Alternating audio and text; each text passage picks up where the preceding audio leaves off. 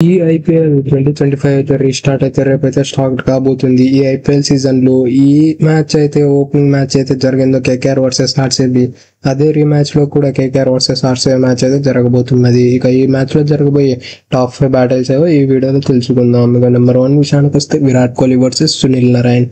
వీరిద్దరి మధ్యన స్టార్ట్స్ చూసుకుంటే ఇప్పటివరకు 129 బాలర్లో పార్టిసిపేట్ చేయగా 136 రన్లు కొట్టారు.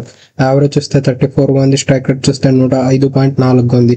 అలానే విరాట్ కోహ్లీ 4 సార్లు అవుట్ అయ్యాడు సునీల్ నారాయణ్ బౌలింగ్ లో.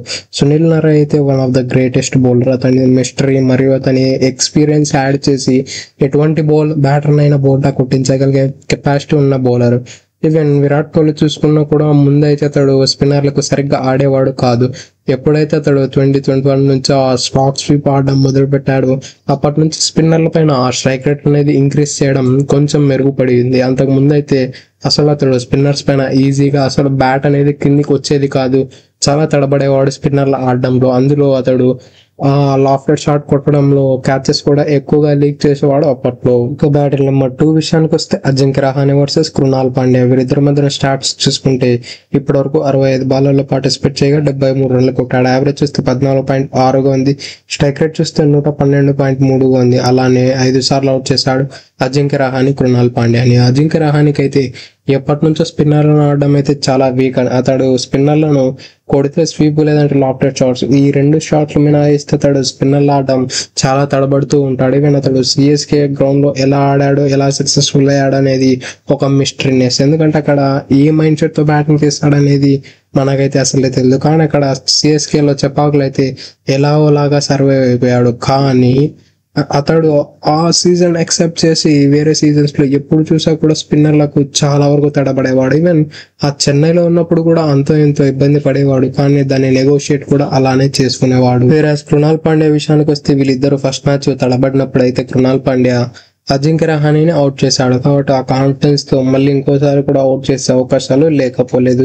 ఈసారి చిన్నస్వామి గ్రౌండ్ లో కాబట్టి కొంచెం అటు ఇటు జరిగే అవకాశాలు ఉన్నాయి. ఎందుకంటే కృణాల్ పాండ్యా స్పిన్నరే కానీ అతడు ఎక్స్ప్రెస్ స్పేస్ తో వేస్తాడు. అది ఎడ్జ్ అయితే చాలు బాల్ ఇన్ఫీల్డ్ పైనుంచి ఫ్లై కావచ్చు, లేదంటే కొంచెం గట్టిగా ట్రై చేస్తే బౌండరీ లైన్ బయట అవతలైన పడవచ్చే అవకాశాలు చాలా ఎక్కువగా ఉన్నాయి. ఇంకా బ్యాటింగ్ నెంబర్ 3 విషయానికి వస్తే Tim David versus Andre Russell. వీళ్ళిద్దరి మధ్యన స్టార్ట్స్ చూసుకుంటే ఇప్పటివరకు 29 బాలర్లో పార్టిసిపేట్ చేయగా 60 రన్లు కొట్టాడు. యావరేజ్ చూస్తే 60గా ఉంది. స్ట్రైక్ రేట్ చూస్తే 206.9గా ఉంది.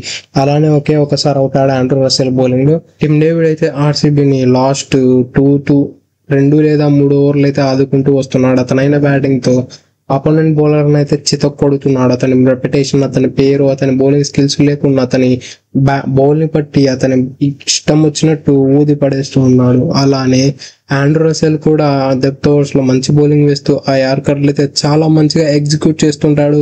ఆ నెయిల్ బైటర్స్, ఆ టోకర్స్ అయితే చాలా ఎక్కువగా ఆన్ పాయింట్ అయితే ల్యాండ్ చేస్తూ ఉంటాడు. అటువంటి బాల్లను కూడా టిమ్ డేవిడ్ అయితే ఈజీగా స్లైడ్ చేస్తాడు. అలానే మిడ్ వికెట్ పై కవర్ లాంగ్ అని ఇటువంటి షాట్స్ కూడా ఈజీగా ఆడగలిగే కెపాసిటీ ఉన్న ప్లేయర్. మెయిన్ లో అయితే తన హైట్ ని అయితే 200% యూజ్ చేసుకుని అది అడ్వాంటేజ్ గా తీసుకునేవాడు. నెంబర్ 4 విషయానికి వస్తే Andrew Russell versus Suyash Sharma. ఇదైతే ఒక ఎగ్జైటింగ్ బ్యాటిల్ అని చెప్పుకోవచ్చు. మెయిన్లీ వీళ్ళిద్దరి మధ్యన ఫస్ట్ మ్యాచ్ పార్టిసిపేట్ చేసినప్పుడు ఒకసారి అవుట్ అయ్యాడు ఆండ్రూ రసెల్. అందులో చాలా మంచి బౌలింగ్ అయితే కనపరిచాడు సుయాష్ శర్మ. అతడైతే ఫస్ట్ మ్యాచ్ అయితే లిటిల్ బిట్ నర్వస్ గా ఉన్నాడు, కానీ ఈ వికెట్ వచ్చిన తర్వాత అయితే ఆ నర్వ్స్ అనేది ఫ్రీ అయిపోయాయి. ఆ తర్వాత చూసుకున్నట్లయితే సుయాష్ శర్మ ఒక బీస్ట్ లా తయారైపోతున్నాడు ఆర్సీబీకి. ఆ తర్వాత పెద్దగా వికెట్లు అందించలేదు, కానీ ఆ ఎకనామికల్ గా అయితే చాలా మంచిగా వేస్తున్నాడు. అలానే ఇతనితోడు అతని కెప్టెన్ కూడా చాలా అద్భుతమైన కెప్టెన్సీ ప్రెజెన్స్ చూపిస్తూ అతనికి ఎప్పుడు బౌలింగ్ చేయాలో అప్పుడే ఇస్తున్నాడు. మనము last match CSK versus RCB match చూసుకున్నట్లయితే ఆల్మోస్ట్ 18th ఓవర్కు సిఎస్కేకు ఎంఎస్ ధోని ఆడుతున్నాడని చెప్పి లెగ్ స్పిన్ అని తీసుకొచ్చాడు రజత్ పతిదార్, అది సుయాష్ శర్మ. ఆ సుయాష్ శర్మ ఆ ఓవర్లో కేవలం 6 రన్లు లీడ్ చేశాడు. That is Suyash Sharma and Rajat Patidar captaincy. Battle number 5 విషయానికి వస్తే రజత్ పతిదార్ వర్సెస్ సునీల్ నారాయణ్. ఇదైతే చాలా మంచిగా ఉండబోతుంది. ఎలా అయితే సునీల్ నారాయణ్ ని విరాట్ కోహ్లీ ఆడడం ఎంత తడబడతాడో, అలానే రజత్ పతిదార్ సునీల్ నారాయణ్ ని ఆడడం అంత ఎంజాయ్ చేస్తాడు. లిటరల్లీ తనైతే ఒక మిస్టరీ స్పిన్నర్ లానే ట్రీట్ చేయడు. ఏదో నార్మల్ గల్లీ స్పిన్నర్ లా ట్రీట్ చేస్తే అతన్ని చితక బాదుతూ ఉంటాడు. మన రజత్ పతిదారు. అలానే వీళ్ళిద్దరి మధ్య స్టార్ట్స్ చూసుకుంటే 14 బాల్లో పార్టిసిపేట్ చేసి 26 రన్లు కొట్టాడు. యావరేజ్ చూస్తే 26 ఉంది. స్ట్రైక్ రేట్ చూస్తే ఏకంగా 185.7 ఉంది. అలానే ఇంతవరకు ఒక్కసారి కూడా అవుట్ కాలేదు. ఇదైతే ట్రెమెండస్ రికార్డ్ అని చెప్పుకోవచ్చు against one of the world class mystery spinner కు. That's it for today. ఇలాంటి మరిన్ని వీడియోల కోసం మన ఛానల్ సబ్స్క్రైబ్ చేసి డైలీ ఫాలో అవ్వండి. Thank you for it. Have a nice day.